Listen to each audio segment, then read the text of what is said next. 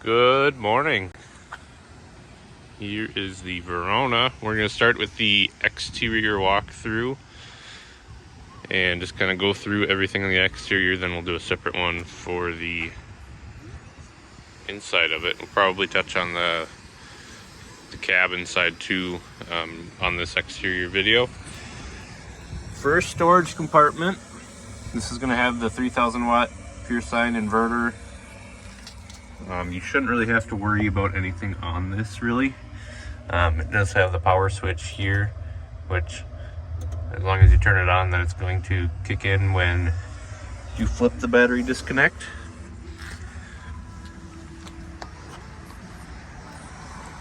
TV, sound bar. These remotes are rechargeable remotes. Otherwise they do charge off of solar. And the sound bar, you just gotta, when you turn it on, I have it set right now, but you just set it to digital output, and then it will play off of the TV, but you can Bluetooth your phone up to it, play serious music off of it too. That's pretty easy, pretty straightforward. You do have some USB outlets in this compartment as well.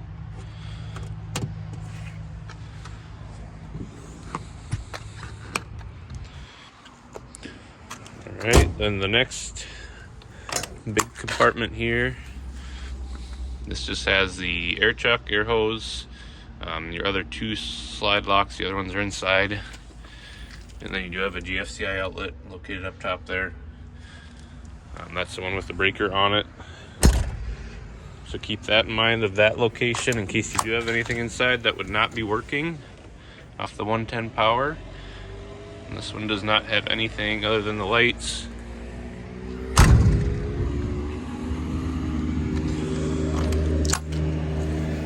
And the back one here, same thing, just a light.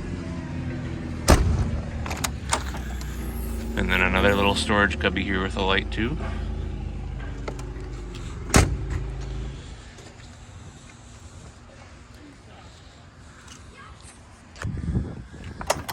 Alright, then first one around the corner.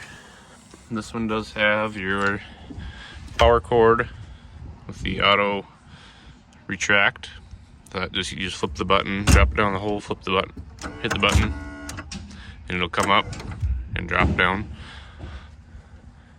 Light up top, power transfer switch, which I believe you have on your current rig, but basically, so when you plug this in or you start the generator, it's going to take about 15 to 30 seconds before the power will actually kick in, and that's this thing doing its job. It's just testing the power, make sure it's good, before it'll actually kick the power over to the rest of the coach. And you got both of the adapters there and another GFCI outlet located here too.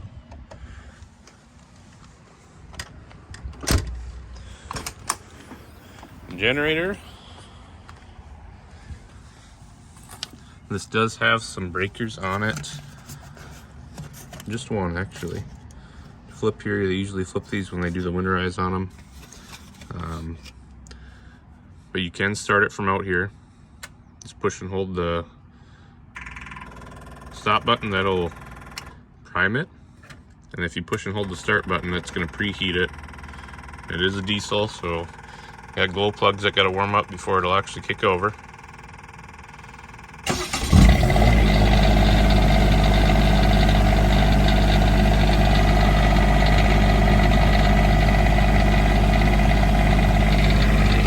Alright, so I'm going to just leave that run for a little bit. But same operation for inside, and I'll show you it in there too. Next storage compartment, this is where all the fun happens. Alright, so we've got this hooked up right now, so you do have water filter in here.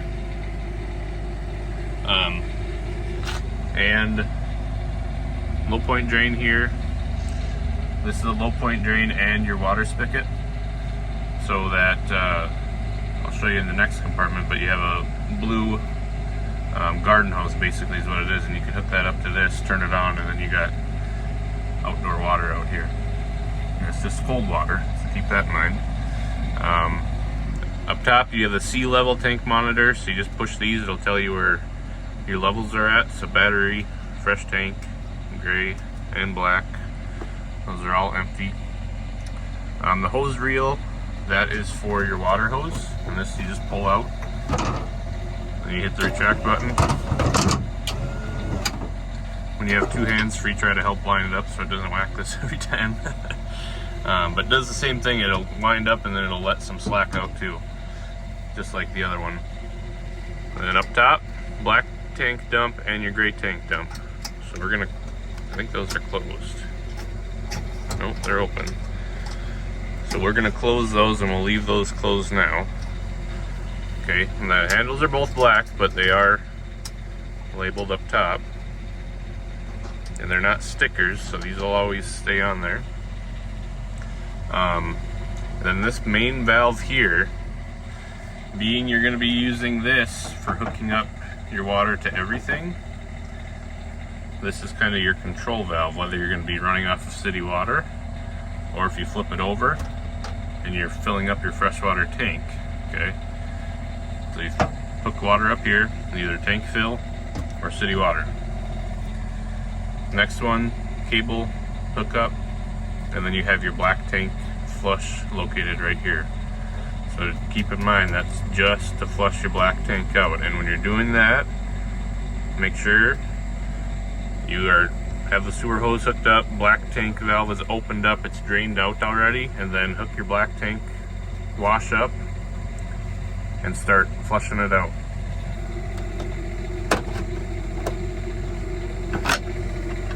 And then sewer hose in there already, but that would be your storage for it.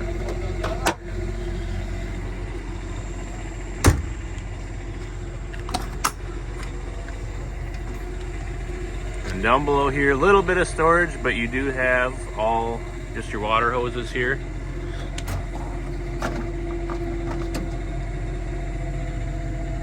So this is that hose that'll hook up to the front of it, and then you got your sewer tank dump.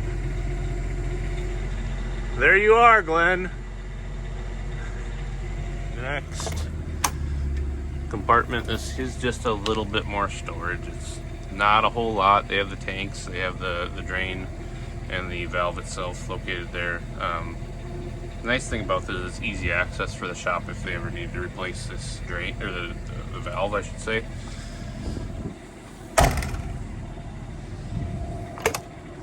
Next big one, this is going to be your aqua system. So they got this all set up. There's not a ton you need to do out here, really. The only thing I'd say is just keeping an eye on the glycol level, which, if I can get they do have a marker on here for cold level, and that's where it's at right now. Then they do have another oil filter, fuel filter for this system, so it filters it before it comes in here, just so it's, I guess, the best fuel you can get in here. But I'll have to look inside. There's definitely an owner's manual on this, and probably a recommendation for changing that out. It's probably the same time you change out the motor one, you know.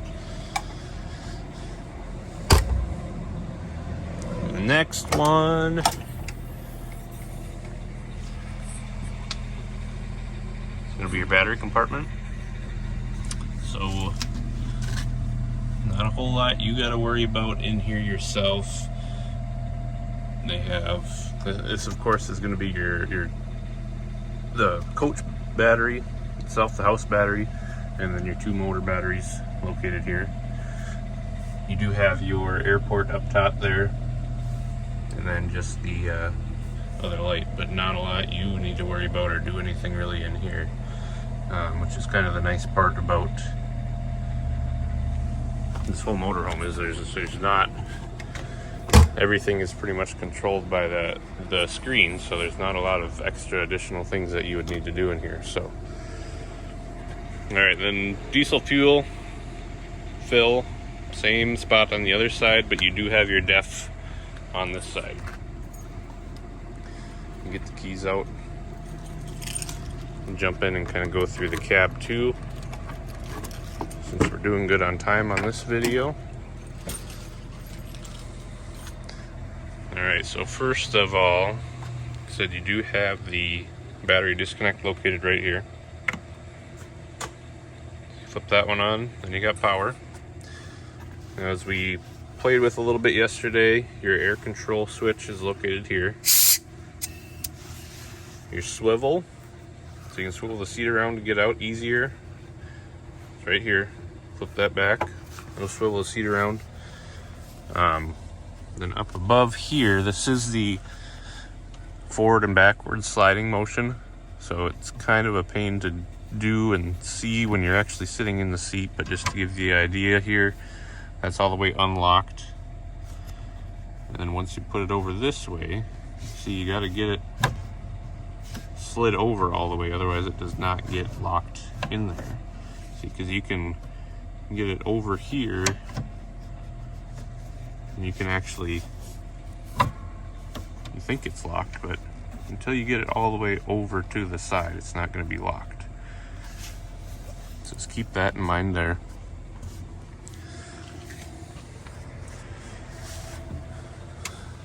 Alright, and then jumping up in the seat.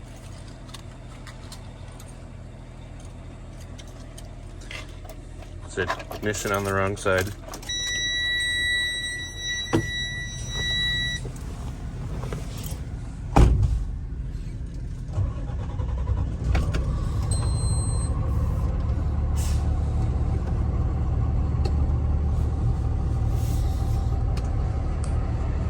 Alright, so the lane alert. Alright. Cigarette lighter, extra power outlets. You can take this out of here, do whatever you want with it, and use it as extra outlets too, but USBs and auxiliary for the Garmin. Okay. This is a switch to switch back and forth between the truck and the trailer cameras if you were to get the trailer camera and get that hooked up. TPMS sensor, that's already hooked up, ready to rock and roll. You can see it on here.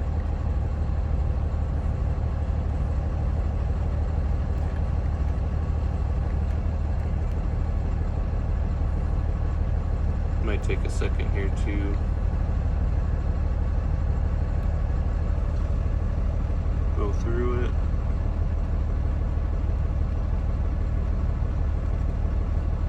Shouldn't need to do anything with this here.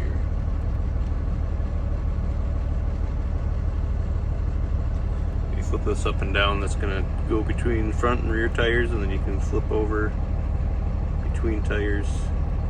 It tells you PSI down here and your temperature up top here. Then you got docking lights, lane alert, spot lamp, suspension up and down, regen. Now the regen, so there's just kind of two parts to the regen. I haven't actually used the regen myself, but my theory of how it actually works. So you do have speed control over here, so you turn this on, that's your cruise control. Okay, and then if you flip this up, it's going to go into a higher idle mode. Okay, and then if you were to hit the regen, I would think it will go into a regen mode if needed. Of course, you're going to have it fully up to temperature, which right now we're just warming up. So it'll usually ride about 200 degrees, depending on the weather, for a normal operating temperature. But yeah, if you ever use it, you do. If not, then it is what it is. But it does have the option for it, and I'd bet there's the exact way of how to do it in the manual for it, and I can look that up for you too. Then this is just going to be windows up and down, mirror heat, and door locks. Easy enough there. Fog lamps, which we're playing with, and then on-off switch for the engine brake, and then these settings for how aggressive you want the engine brake to be. And then, like I said, down below here, you're going to have the increase, decrease, your normal lights, middle is off, and then running lights down below, or your parking lamps, I should say. Then the resume set for your cruise control. That's located there, okay? Now, being we're in the high idle mode right now, you can flip this speed control off, and it'll go back to normal. Okay, but it is nice to do if you are low on air, or if you're trying to charge the battery, or just get it to warm up to temp quicker before you take off. It will fill the airbags up a lot quicker than just sitting here at the low idle. So keep that in mind. Hazards are up top here. And then your high beams, wipers, all located there. It does have the power mirrors, and it's just for the top mirrors.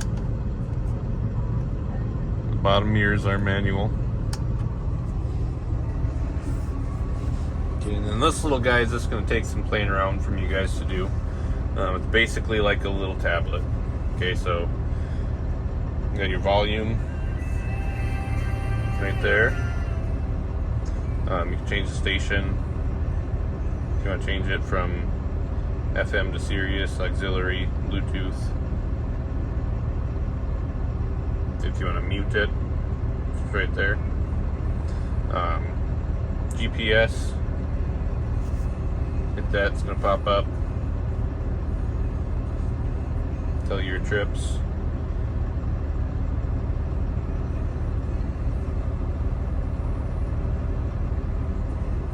And this is where you can go in if you saw that. So you can set down here, or look, I guess search. Providers customers. So it's going to tell you everybody, all the local gas stations, RV parks, restaurants, rest areas. And then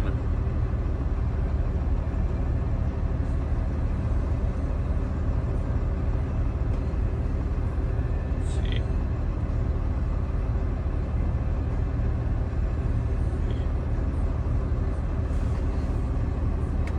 That takes some playing around for me too.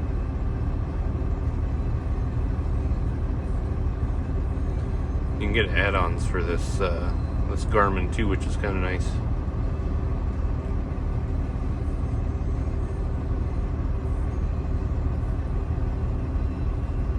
Anyway, I'll play around this a little bit more tomorrow for you guys, or on Thursday. But go up here, you can open this up.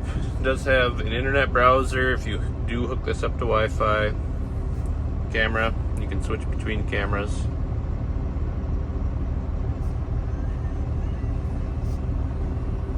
Back button here,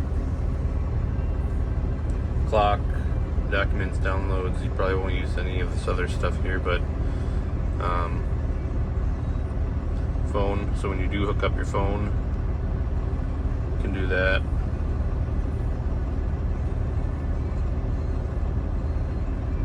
Active trip history.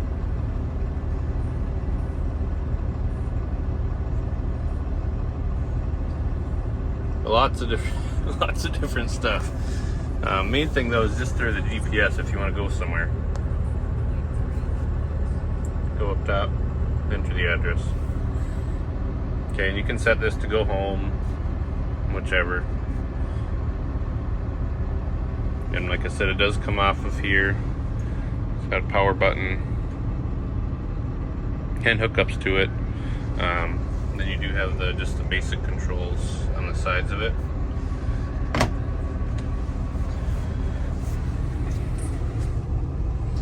Alright, so that's pretty much the gist of the cab. I will say that they do make some really nice center consoles for this chassis that will add cup holders and a spot for your phone, and you can get them with chargers for your phone, things like that. So definitely something to look into too. All right, we'll start on the inside next.